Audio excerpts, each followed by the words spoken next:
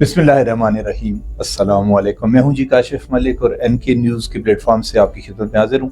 आपको पता है कि एनके न्यूज़ यूएस से इन्होंने यहाँ एबटाबाद से अपनी नशरियात का आगाज़ किया है और कोशिश है कि हर तरह के प्रोग्राम आप लोगों के लिए किए जाएं। मेरा भी ये पहला प्रोग्राम है जी इनके लिए। नदीम खान सदुज़ई साहब ने मुझे ख़ास तौर पर कहा कि आप हमारे लिए एक प्रोग्राम करें और ईद की खुशियाँ हैं, आपको ईद मुबारक हो और यकीनन आपकी ईद अच्छी गुजर रही होगी। आज मेरे साथ दो गेस्ट भी हैं, इनसे भी बात करेंगे, लेकिन आपको ये भी बताएंगे कि इंशाल्लाह इस प्लेटफॉर्म से हमारे जो प्रोग्राम हैं वो जारी रहेंगे और बहुत जल्द मैं आपके लिए एक टॉक शो लेके आऊँगा जिसमें मुख्तलिफ शख्सियात से हम गुफ्तगू करेंगे। बहरहाल जी, ईद का प्रोग्राम है और ईद आपको पता है कि बड़ी ईद भी कहते हैं, बकरा ईद भी कहते हैं, कुर्बानी की ईद भी कहते हैं। गोश्त आप खा रहे होंगे, एंजॉय कर रहे होंगे, बेशक आप किसी भी तरीके से खाएं क्योंकि इस ईद पे गोश्त जो है वो बहुत ज़्यादा खाया जाता है। मेरे साथ दो मेहमान बैठे हुए हैं, उनसे बात करेंगे और उनकी ईद के हवाले से हमारी थोड़ी सी गुफ्तगू जारी रहेगी। ज़्यादा लंबा प्रोग्राम हमारा होगा नहीं क्योंकि ज़ाहिर है आपके पास भी इतना वक्त नहीं होगा। और जो लोग मेरे साथ बैठे हुए हैं, मेरे बाएं जानिब जो शख्सियत बैठी हुई हैं, हाफिज़ जुनैद मुस्तफ़ा और बहुत बड़ा नाम है जी, नात ख़ानी के हवाले से 30 साल से ज़्यादा अरसा हो गया है ये इस शोबे से वाबस्ता हैं और जनाब बहुत से अब तो उनके शागिर्द भी हैं, हाफिज़ कुरान हैं और नात रसूल मकबूल सल्लल्लाहु अलैहि वसल्लम बहुत खूबसूरत तरीके से पढ़ते हैं। आजकल तो नात भी कमर्शियल हो गई है, लेकिन ये है कि इनका जो नात पढ़ने का अंदाज़ है वो वैसा ही है कि जैसा हमारे मज़हब में जिसकी इजाज़त दी गई है। इनसे गुफ्तगू करेंगे। वक़ार अहमद फ़ानी, जो लोग शोबा फ़न से वाकिफ़ हैं, जनाब हमारे हज़ारा से इनका ताल्लुक़ है और हमारा फ़ख्र है ये कि बहुत अच्छे आर्टिस्ट हैं, फ़िल्म, टीवी, स्टेज के बहुत बड़े आर्टिस्ट हैं। आपने इनके बहुत सारे ड्रामे देखे होंगे, बहुत सारे क्लिप्स देखे होंगे आपने सोशल मीडिया पे, और इनका एक वो बहुत ज़्यादा मशहूर हुआ था, वो ऑडियो कैसेट में इनके डायलॉग थे, वो बड़े और बड़ियो, वो कमाल का था। बहुत अच्छे आर्टिस्ट हैं। जब ये ड्रामा परफॉर्म कर रहे होते हैं स्टेज पे ख़ास तौर पे, तो इनको देख के बिल्कुल ये अंदाज़ा नहीं होता कि ये एक्ट कर रहे हैं, ये अपने ऊपर रोल को तारी करते हैं और बात करते हैं। पर जी, ईद की खुशियों में आपको मैं शामिल करता हूँ, मैं खुशामदीद कहता हूँ इस प्लेटफॉर्म पे आपको। तो चूँकि आप बड़े हैं तो मेरे ख्याल में आपसे ही आगाज़ करता हूँ। कैसा लग रहा है आपको आज ईद का दिन और हमारे स्टूडियो में आप आए, यहाँ कैसा महसूस कर रहे हैं? जी कासिम मलिक साहब, सबसे पहले तो मैं शुक्रिया अदा करूँगा आपका और एनके न्यूज़ के एमडी नदीम खान साहब का और डायरेक्टर अमजद खान साहब का कि उन्होंने बहुत बड़ा प्लेटफॉर्म हज़ारा के आर्टिस्टों के लिए मुहैया किया, हमें अपनी सलाहियतें दिखाने का मौका दिया। तो सबसे पहले मैं एक मरतबा फिर शुक्रिया अदा करूँगा नदीम खान का और उनकी टीम का कि उन्होंने हमें बोलने का मौका दिया। और आज ईद के दिन खुशी के इस मुबारक मौका पर मैं एनके न्यूज़ के स्टूडियो में बैठा हुआ हूँ, तो बड़ी खुशी महसूस हो रही है। बहुत अच्छा लग रहा है जी, आप माशाल्लाह से खासी तैयारी करके सिर्फ एक बात जो है आपने कह दी कि आप बड़े हैं, तो पहले आपसे शुरू करते हैं। मुझसे बड़े नहीं है, उनसे बड़े हैं। हाँ, सिर्फ कद में बड़ा शायद आपने कहा होगा। तो अच्छा, एज आपकी कम है। अच्छा, खवातीन वाली हिस्सा है आपने। चले जी, आप छोटे हैं, आप बहुत छोटे हैं। मतलब फीडर कब छोड़ा था आपने? बस अभी बाहर छोड़ा है मैंने। अभी बाहर छोड़ा है। चलें, इनका फीडर संभाल के रखिएगा अमजद खान साहब कि वो जाहिर है इनका फीडर को मतलब कोई बिल्ली ना उठा के ले जाए।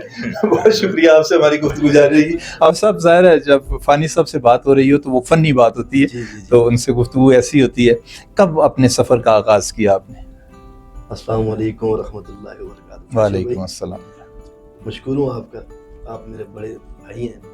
अमजद भाई का, नदीम भाई का मशकूर हूँ कि उन्होंने ईद के इस पुरमसरत मौके पर हमें दावत दी और आप लोगों के साथ एक खुशी को सेलिब्रेट करने का मौका दिया। जहाँ तक नात का सवाल है जी, बचपन से अल्हम्दुलिल्लाह मैं 4th क्लास से पढ़ रहा हूँ माशाल्लाह, और 87 में अल्हम्दुलिल्लाह मैंने आल पाकिस्तान बच्चों में विन किया था। माशाल्लाह माशाल्लाह। हाफिज मुश्ताक साहब आपके उस्ताद? कारी मुश्ताक साहब मेरे उस्ताद हैं। माशाल्लाह, मेरे नात के भी उस्ताद हैं और मेरे कुरान पाक के भी उस्ताद हैं। मैंने हिफ्ज़ भी उनसे किया। माशाल्लाह माशाल्लाह माशाल्लाह। तो उसके बाद अल्हम्दुलिल्लाह अब तक ये सफ़र जारी है। नहीं, आपका बड़ा कामयाब सफ़र है जी, और मैं देखता हूँ आप ज़रा PTV पे परफॉर्म करते रहे हैं, मुख्तलिफ चैनल्स पे आपको मैंने देखा, प्राइवेट चैनल्स पे, और बहुत अच्छा लगता है। अल्लाह ताला ने बहुत अच्छी आवाज़ आपको दी है। कुछ लोगों को आवाज़ अच्छी मिलती है तो वो सिंगिंग की तरफ चले जाते हैं, लेकिन आपने जो रास्ता इख्तियार किया है वो दुनिया में भी कामयाबी है और आखिरत में भी उसकी कामयाबी है। ईद कैसी गुजर रही है? ईद बहुत अच्छी है, बहुत अच्छी। अब तो ईद बच्चों की है ना जी। जी हाँ, अब नहीं तो- आपने कुर्बानी तो की होगी ना? जी अल्हम्दुलिल्लाह। अच्छा, कुर्बानी कर दी है। गोश्त वगैरह खा के आए हैं?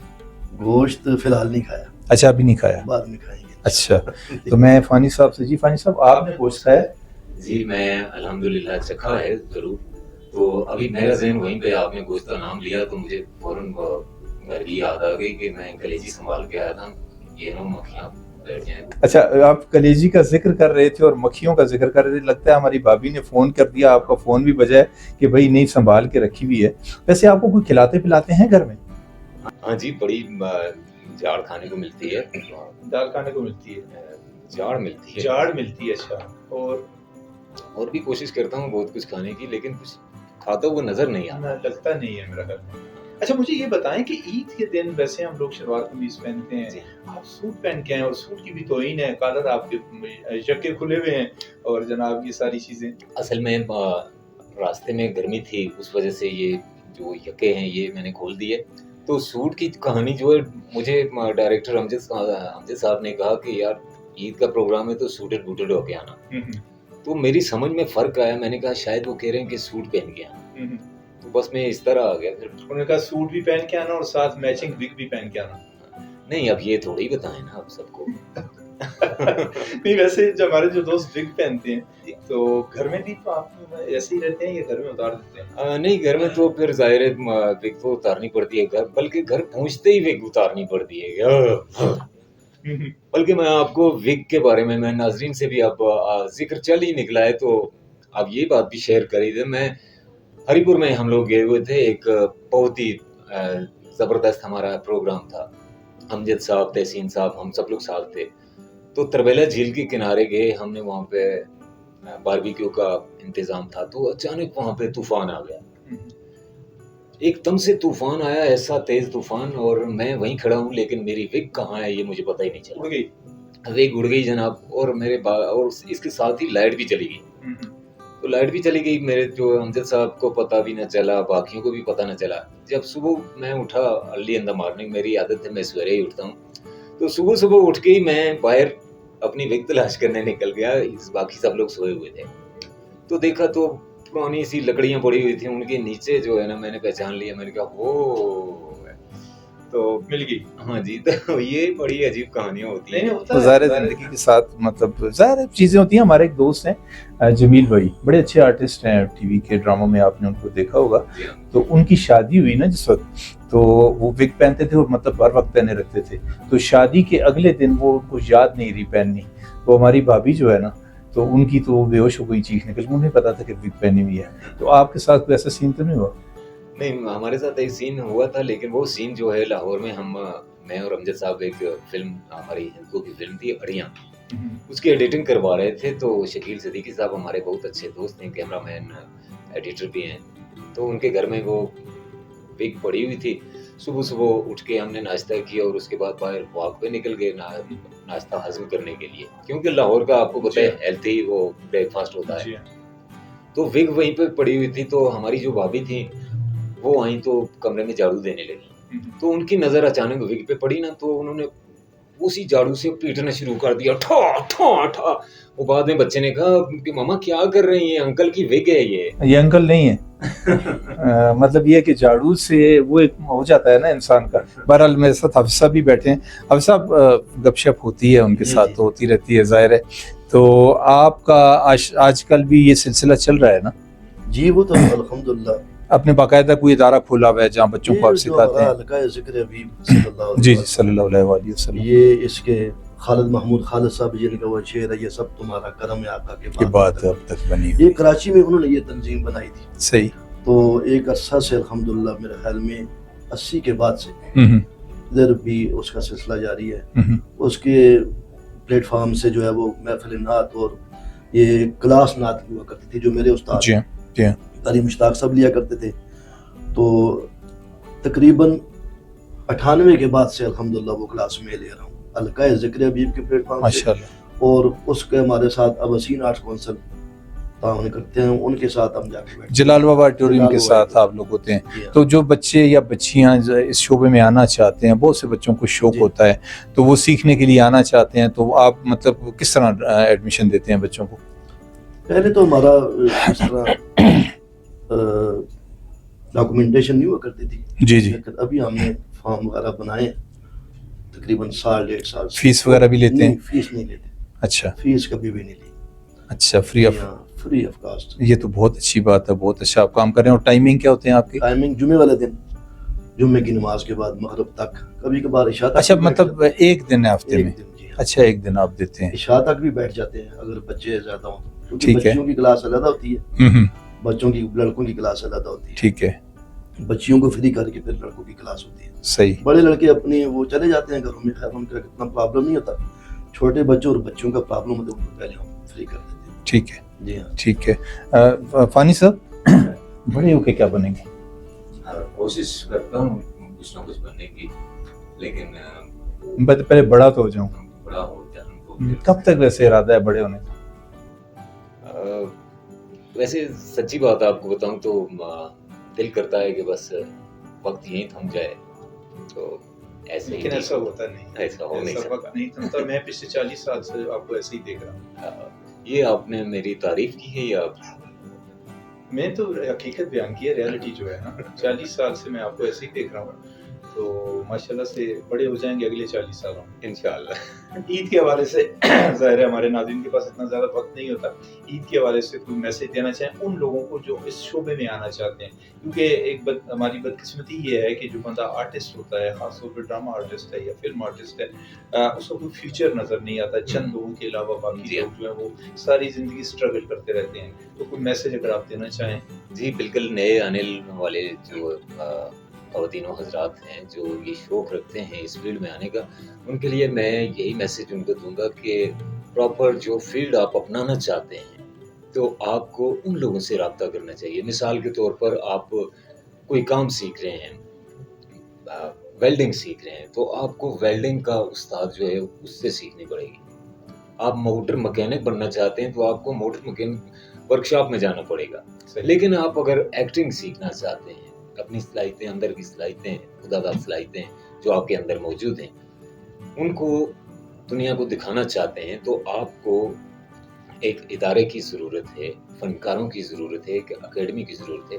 तो आपने उन लोगों से रब्ता करना है जिनका ये काम है, वही आपको बेहतर तौर पर गाइड कर सकते हैं और आपकी सलाहियतों को निखार सकते हैं।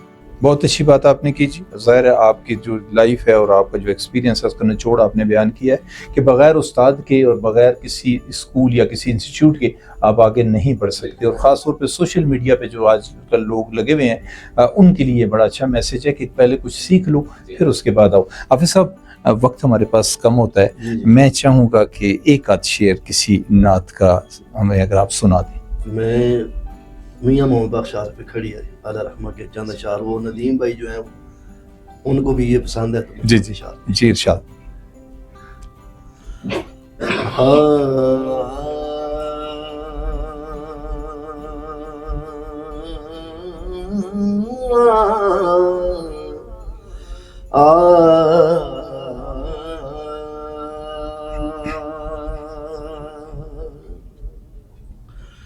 मिट्टी दा तू मिट्टी होया, मिट्टी दा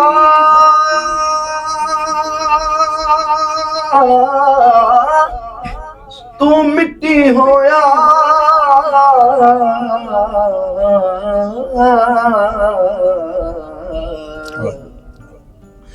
फिर कादी बल्ले बल्ले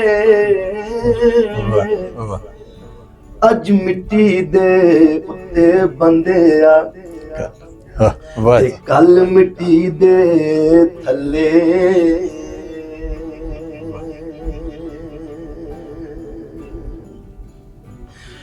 ईदा ते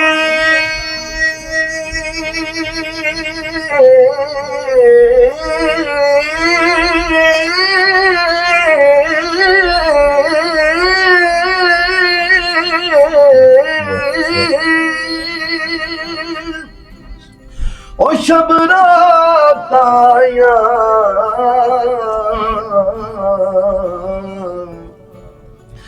लोकी करां वल आए,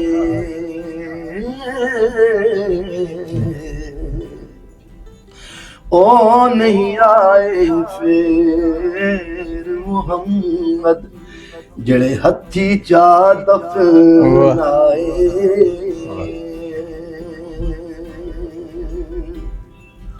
ते मैं गुड्डी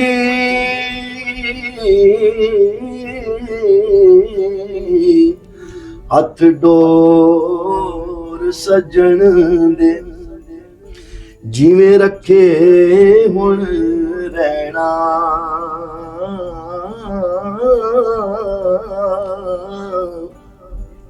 नहीं मुनासिब शरा दे अंदर ओ मंद खसम दा कहना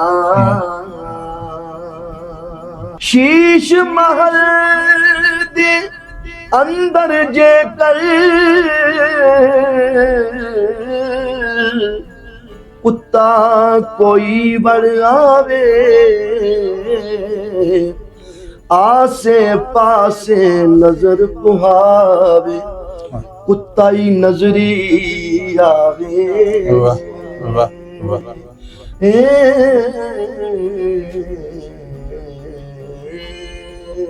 माशाल्लाह माशाल्लाह हाफिज साहब, बहुत शुक्रिया और बड़ा अच्छा लगा जी। और आज के दिन के हवाले से और नाज़रीन आपको ये बात बता दूं कि ज़ाहिर है आज का दिन ईद का दिन है और इन्होंने जो बात की और जो इसका मफहूम था कि आपके अंदर जो हमारे अंदर एक मैं होती है कि मैं उसको अगर मार दें तो यकीन जाने सारे आपके ज़िंदगी के रास्ते आसान हो जाएंगे। और आपको पता है कि आज ज़ाहिर हमने कुर्बानी की और कुर्बानी में भी वो मैं जो है जो एक ज़ाहिर है अगर हमने बकरे को कुर्बान किया उसमें मैं होती है लेकिन उसका अंजाम वो छुरी होती है, तो मैं को निकाल दिया जाए तो मेरा ख्याल में सारे मामलात हो जाते हैं। तो आप फ़ानी साहब बैठे हुए हैं और फ़ानी साहब बैठे हुए हैं और कोई फ़नी बात ना हो तो मेरा ख्याल में आखिर में कोई अपना अच्छा सा कोई आपका जो डायलॉग हो जो हमारे बेशक हिंदकों में हो वो अगर सुना दें हमारे नाजरीन के लिए कि जो लोग आपको वो के सारे लोग आपको जानते हैं लेकिन नहीं जानते तो उनको पता लगे कि ये कितने बड़े आर्टिस्ट हैं।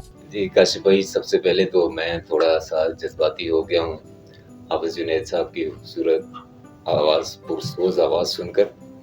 हाफिज जुनैद साहब नाजरीन हमारे मुल्क का कीमती असासा हैं, कीमती सरमाया हैं और जब भी अल्लाह का जिक्र या जिक्र मुस्तफ़ा होता है इनकी मीठी ज़ुबान से तो रक़्क़त अमेज़ मनाज़र देखने को मिलते हैं। तो ईद के हवाले से चूंकि हम लोग ईद मनाने बैठे हुए हैं तो ईद के मौके पर ये आंसू और ये अजीब से लगते हैं।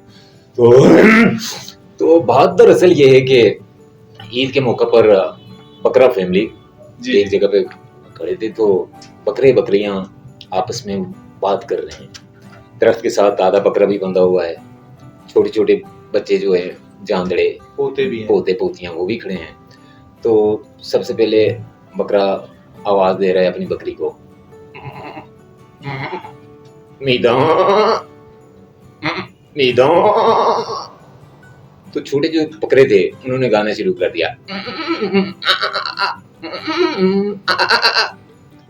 तो इस दौरान जो है बकरी ने आवाज दी अपने बकरे को, तो बकरी कहती है मुनीर मुनीर। तो चले अब बात चल ही निकली है तो छोटा सा एक और वाक़या सुनाता देता हूँ आपको। चूंकि ईद का मौका है तो नाज़रीन के चेहरों पर मुस्कुराहटें उकेरने के लिए कुछ ना कुछ लाजमी होना चाहिए। तो नाज़रीन एक पुराने गुलकार थे, क्लासिकल गुलकार, उन्हें लेके आए गए शादी में कि आपने शादी में गाना गाना है। शादी से 4 दिन पहले ही उन्हें लेके आ गए और 4 दिन दाल खिला खिला कर उनका रंग पीला हो गया। तो जब गाने का वक्त आया तो गाने में भी वो दाल ही याद करते रहे कि 4 दिन क्या खाते रहे, क्या होता रहा। तो गाना क्या गा रहे हैं, दाल दिन दाल 4 दिन दाल खाई दाल 4 दिन दाल। लोगों ने शोर किया कि खान साहब शादी की महफिल है, शादी का प्रोग्राम है, डिस्को गाना गाओ। तो खान साहब ने डिस्को गाना शुरू कर दिया, लेकिन डिस्को गाने में भी बता रहे हैं कि खाना किस तरह का होना चाहिए। अभी डिस्को गाना उन्होंने क्या गाया, भिंडियां पकाना यारा सीख लो, सोहनी सोहनी पिंडियां ਨੂੰ ਨਿੱਕਾ ਨਿੱਕਾ ਕੱਟ ਕੇ ਥੂਮ ਦੇ ਤੜਕੇ ਚ ਘਿਓ ਵਿੱਚ ਸੱਟ ਕੇ ਗੋਸ਼ਤ ਦੀ ਕਰਨ ਨਾਲ ਨਿੱਕੀ ਨਿੱਕੀ ਬੋਟੀਆਂ ਨਾਲ ਹੁਣ ਗਰਮ ਤੰਦੂਰ ਦੀਆਂ ਰੋਟੀਆਂ ਮੱਖਣੇ ਦਾ ਪੇੜਾ ਹੋਵੇ ਲੱਸੀ ਦਾ ਵੀ ਪਿਆਲਾ ਹੋਵੇ ਪਿੰਡੀਆਂ ਦੇ ਨਾਲ ਥੋੜਾ ਗਰਮ ਮਸਾਲਾ ਹੋਵੇ ਪਿੰਡੀਆਂ ਪਕਾਣਾ ਵੀ ਤੇ ਕੋਈ ਕੋਈ ਜਾਣਦਾ ਤੇ ਤੁਸੀਂ दाल दिन दाल लोगों ने फिर शोर शुरू किया खान साहब राग बदलो वो कहने लगे आपने हांडी बदली थी वाह जबरदस्त जबरदस्त वक्त होता तो आपसे मजीद भी कुछ चीज़ें सुनते। और नाज़रीन आपको बता दूं कि ये प्लेटफॉर्म जो है एनके न्यूज़ यूएसए ये इसीलिए यहाँ पे बना है और इसीलिए यहाँ पे हमारे नदीम खान साहब ने खोला है कि जितने भी टैलेंटेड लोग हैं जिनको मौके नहीं मिलते मुख्तलिफ चैनल्स पे वो इस प्लेटफॉर्म को आके जनाब इस्तेमाल करें और अपना टैलेंट जो है वो दुनिया के सामने लेके आएँ। यहाँ से ड्रामे भी होंगे, यहाँ से आपके लिए म्यूज़िक के प्रोग्राम भी होंगे, यहाँ से करंट अफेयर के प्रोग्राम भी होंगे, हर तरह के प्रोग्राम हम आपके लिए लेकर आएंगे। आपको एक अच्छा प्लेटफॉर्म और एक अच्छा चैनल देखने और सुनने को मिलेगा। मैं ज़ाहिर ईद का दिन है और ईद की एक मरतबा फिर आप सबको मुबारकबाद। इजाज़त चाहता हूँ इंशाअल्लाह बाकायदा किसी प्रोग्राम के साथ फिर आपकी खिदमत फिर हाजिर हूँगा। सर आपका बहुत शुक्रिया सर, सब आपका बहुत शुक्रिया और नाजरीन आपका भी शुक्रिया कि आपने इतनी देर ये प्रोग्राम देखा। काशिफ मलिक को इजाज़त दीजिए। फ़ी अमान अल्लाह।